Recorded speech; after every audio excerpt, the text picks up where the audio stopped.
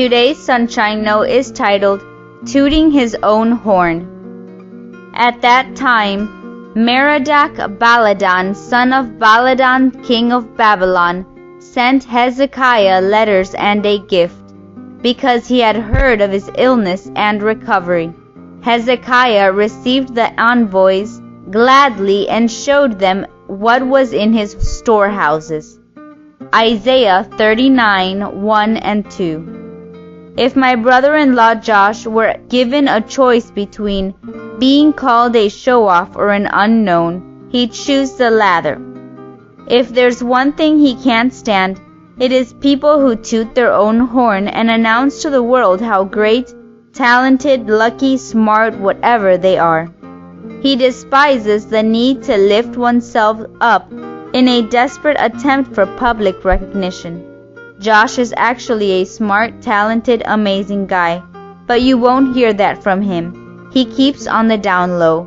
Even though he could, he doesn't flaunt his humor or his wit, because he hates show-off so much. This may sound extreme to you, but I think King Hezekiah could have used a healthy dose of Josh's perspective.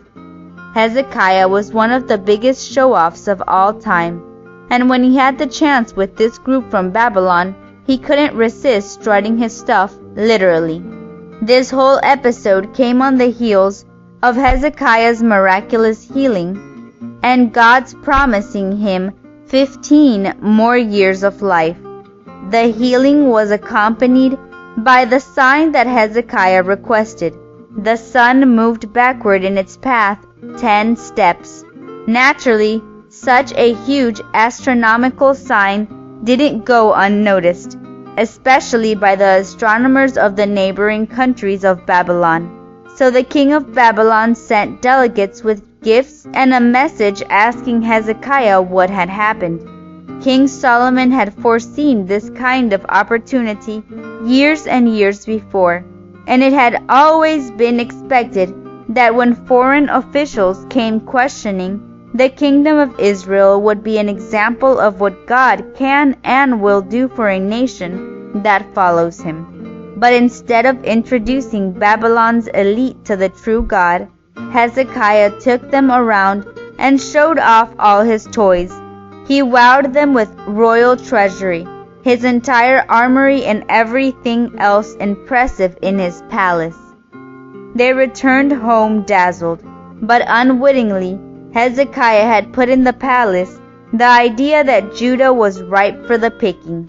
In less than 100 years, Babylon came knocking again, but this time with siege machines and armories. This long ago lesson is still relevant.